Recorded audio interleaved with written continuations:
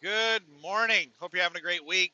It is January 6th. I'm pretty sure it's Friday. I'm like 80% certain it's Friday, January 6th, 7:05 a.m. Central Standard Time, local time here near Fargo, North Dakota. I am 9.3 miles away from the Petro in Fargo, and that's where I plan on stopping and waiting for my next load. So what's going on with me? And first of all, let me apologize for the video quality. My phone mount completely broke. It broke partially a couple weeks ago, and then a couple hours ago, it broke completely.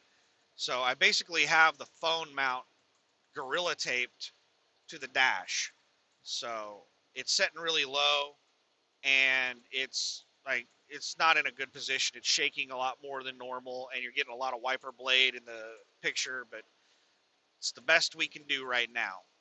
So anyway, so what's going on with me is I delivered a load in Williston, North Dakota on December 27th. I actually got there, I think it was December 23rd. It was Saturday when I got there. Was that 23rd?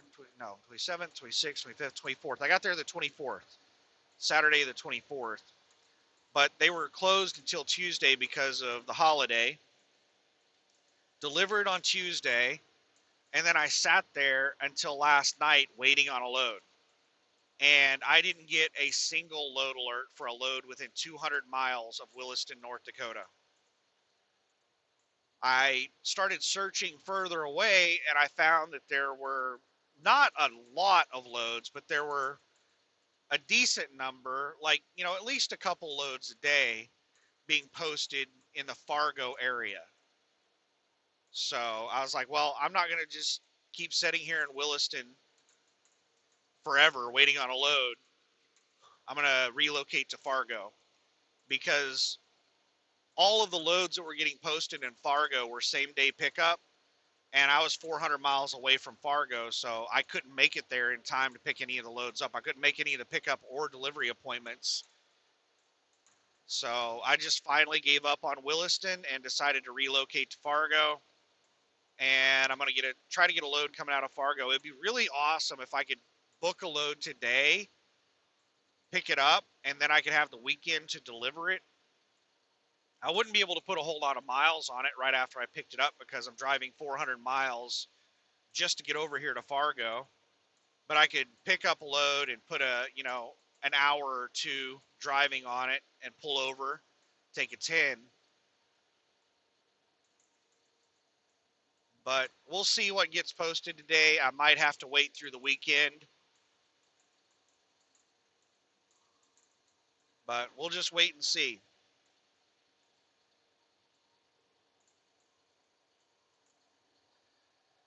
Now, on my pre-trip today, oh, well, before we start talking about that, let me just talk about a couple other things real quick. I am trying to get to the house. My APU is having issues. I need to get it worked on. That's one of the main reasons I want to get to the house. My APU air conditioner does not work. And once I get into warmer weather, I don't want to be idling the main engine of the truck and burning tons of fuel. I need the APU air conditioner to work to save me money in fuel.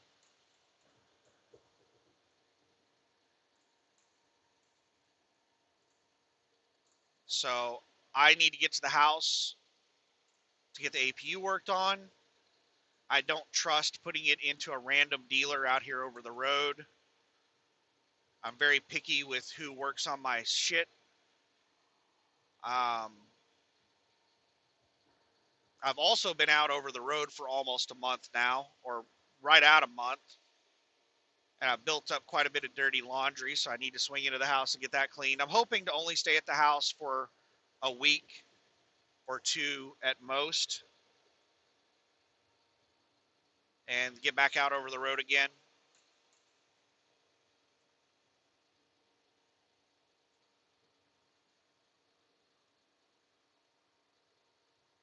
Sorry, I think this person just got on the interstate and they're still getting up to speed. I'm trying to judge their speed to see if they're speeding up or they're staying the same speed. I've only got like 3 or 4 miles to my exit, so I don't typically pass people unless they're going really a lot slower than me when I'm this close to an exit. And it looks like they're almost speed matching me now. So I do think that they just got on the interstate recently and they're still getting up to speed.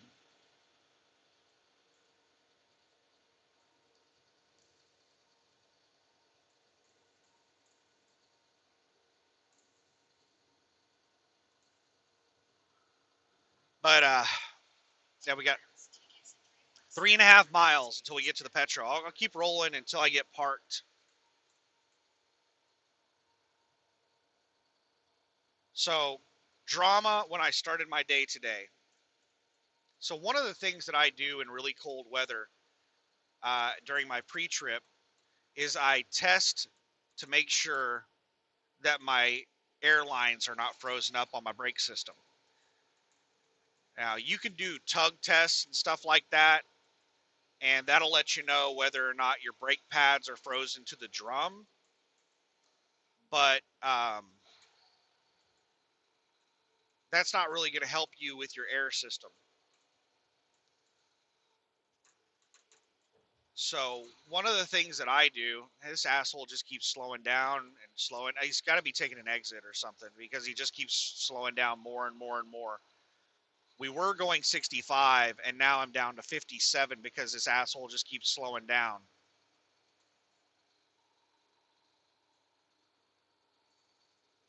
Oh, we got somebody merging on the interstate without lights on. This guy is racing to get in front of me.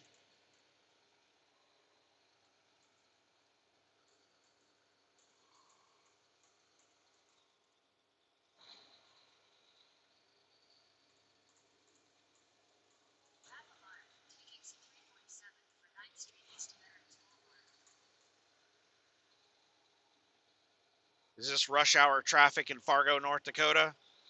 All the dumbasses hitting the road. They're hanging in the right lane like they're taking an exit pretty soon. There goes Centos.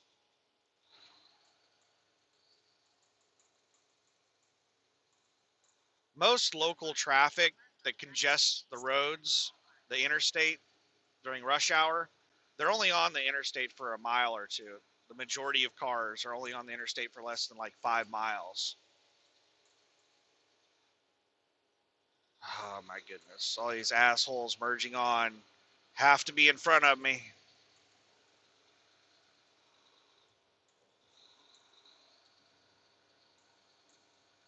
Gotta get in front of the big truck.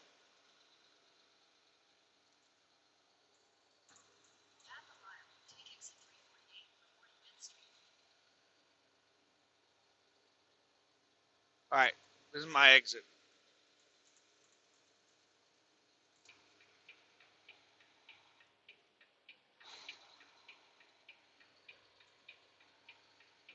And last time I came over to this Petro, um, it was snowpack. All of the city streets and the Petro itself was just snowpack, which means that the roads were just completely covered in snow that was packed down from vehicles driving over it for a long time. So let's hope that the roads are clear now. Let's hope that they were able to clear them off in the last couple of weeks. The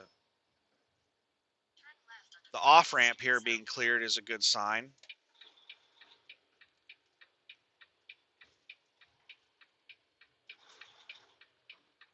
Yep, it looks like they've cleared the streets.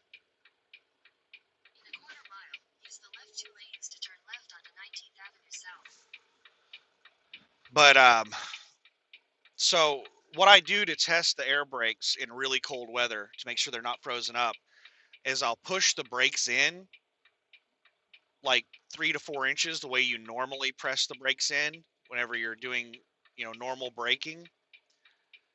I'll do that like 3 or 4 times. And then I will push the brakes all the way to the floor and back up 3 or 4 times.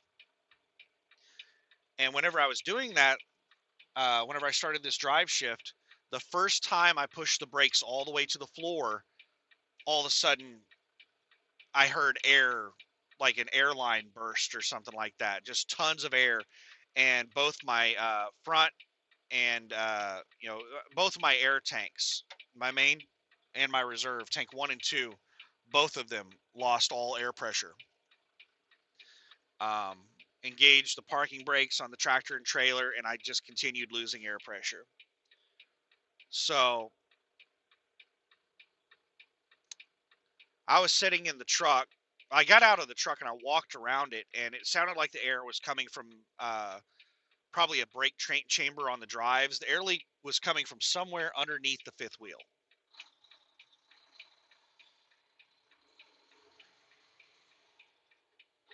And I was back in the truck trying to figure out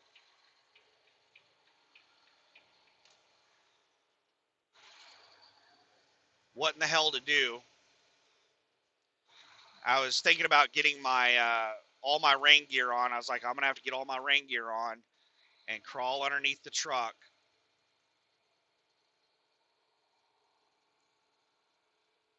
and figure out exactly where the leak is coming from. Is it a hose or a brake chamber or what?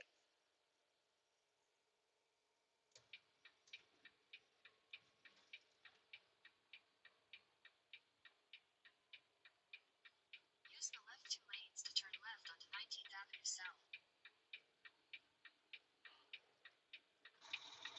Sorry, just a second here. I still got to be really careful with stopping on these roads because these things could be icy. I might just slide out into the damn intersection. But while I was sitting there debating, basically procrastinating on putting my rain gear on and getting out and crawling underneath the truck to find out exactly where the air leak was coming from, all of a sudden my air started, uh, I started regaining air pressure, and it went all the way back to full. So then I released the trailer brakes, air pressure still good. So then I released the tractor brakes, air pressure still good. So then I went through my brake tests again, pushing the brakes partially down 3 or 4 times and then all the way to the floor 3 or 4 times. Everything's good. So I'm pretty sure what happened was one of my brake chambers got stuck open whenever I pushed it all the way to the floor, and it eventually popped loose and it closed. Uh, the air line on one of the brake chambers. So imagine if that would have happened while I was going down a hill. There was a pretty steep grade about 20 miles into my drive that I had to go down. Imagine if that happened while I was going down that grade and it locked up all my brakes because I lost all my air pressure. It would have engaged my emergency brakes. Now, because of the heat generated from the brakes, it wouldn't have stayed stuck open for 5 to 10 minutes. Most likely, it would have been more like 5 to 10 seconds. But in that 5 to 10 seconds, it would have released enough air to engage all my emergency brakes and basically lock up my brake system. Just a second here.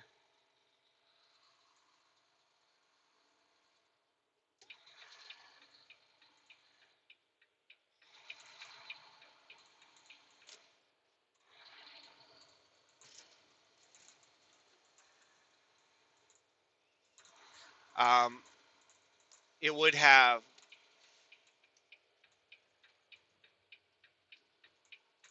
Turn left, then turn right. A second here. It would have released enough air to lock up all my brakes going down basically a frozen road on a steep grade. So I would have likely lost control of the vehicle, slid off the road, and I could have jackknifed or rolled.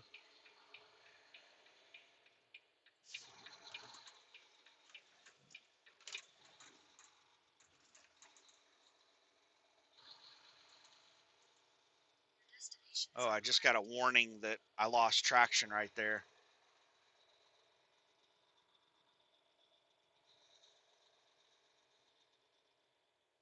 All right. This person is going out the wrong way. The exit is the other way, bro.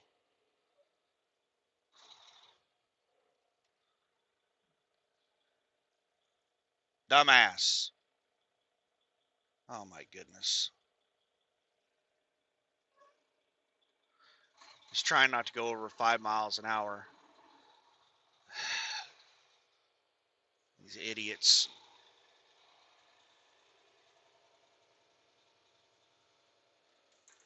All right, so there's a second here. What is this guy doing? Is he pulling up or is he trying to pull in front of me? Well, I'm going, so fuck you. So I'm going to swing around this way and come back the other direction and grab a spot the other direction. Right here is the fucking exit where that idiot should have gone.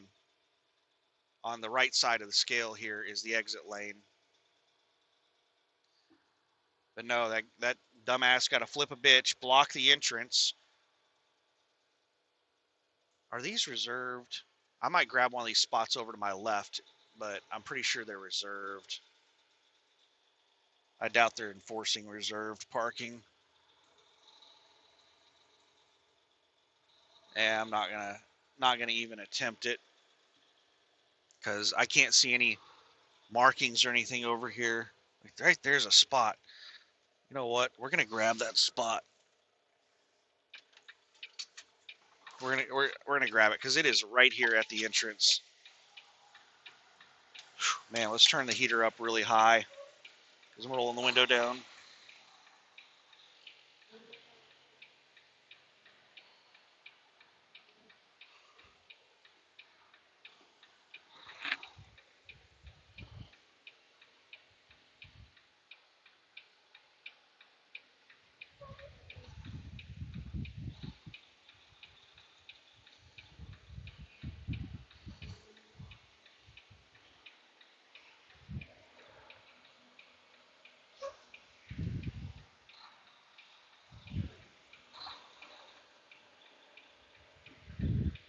Oop, oop. Might want to cut it a little bit more.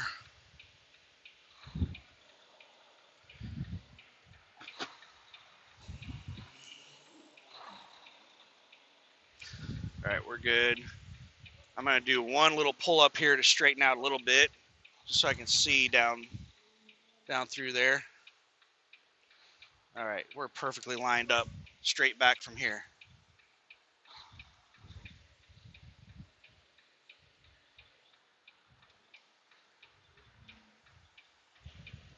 You know, I was kind of wanting to get parked facing the other direction so that my windshield would be into the sun.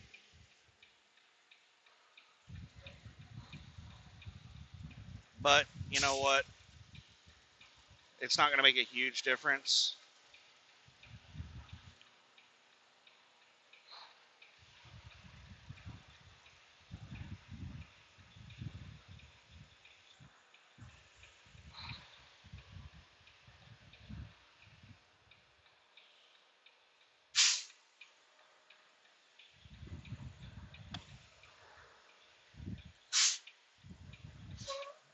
We're going to back up a little bit more.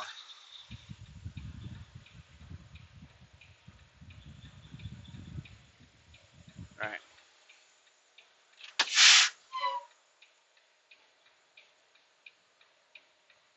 Now I look really close to that guy on my right side. I'm going to roll my window up, and then I'm going to get out and shine my light down my right side. See how close I am. I'm going to take my headset. I'll leave it on. Where's my flashlight at? Where in the hell are you at, flashlight?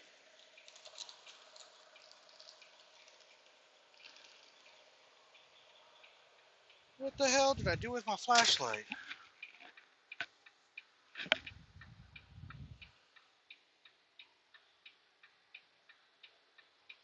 All right, that upsets me.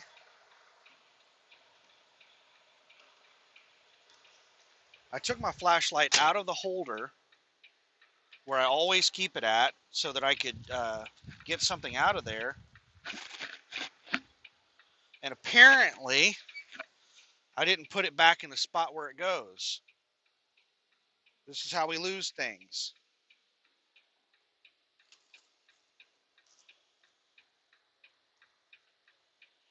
Hope I didn't lose my flashlight.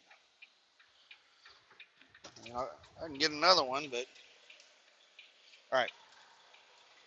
We'll figure that problem out later.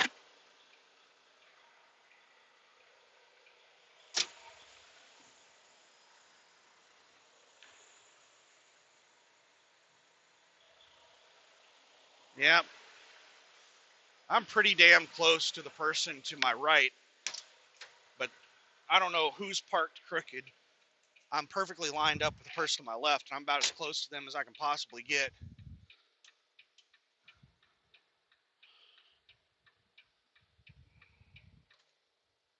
So,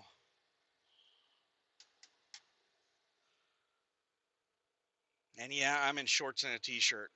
I will hop out in -5 degrees in shorts and a t-shirt. As long as the wind's not blowing and you don't have to be out for very long, shorts and a t-shirt is not bad. Wait a second here.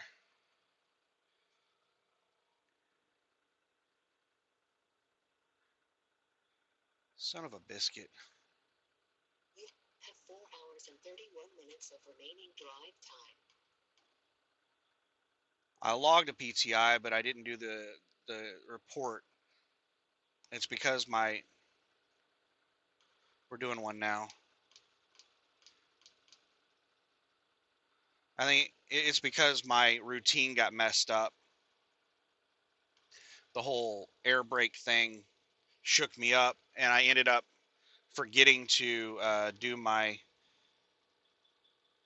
vehicle inspection report, even though I logged that I did an inspection. I don't know if you're technically required to do a vehicle inspection report. I think you're only required to do them once per 24-hour period. And I typically do them on every inspection that I do. I don't know. I doubt I'll get in trouble for it. But we're parked in here and we're right next to the door. And it is 7:30 in the morning, so I'm going to go grab something to eat. So I hope you're out here having a great day, great week, great whatever. And I'm going to go grab something to eat and then come back out here and look for a load and hopefully find a load today. It's 7:30 in the morning and there is not a hint of sunrise yet. There's this is pitch black out here. Um, this is a well lit parking lot. You know what? I'm gonna call the Petro shop and I'm gonna ask them again about Landstar DOT inspections because I really need to get a DOT inspection done on this. When I stopped here on my way in last time, and when I called them, they told me that they no longer had a Landstar certified DOT inspector. Basically, that their master mechanic quit them. So I think I'll call and check with them again. But anyway, I hope you had a great holiday, and I hope you have a great new year, and I hope everything's going great for you. So have a good one. Bye.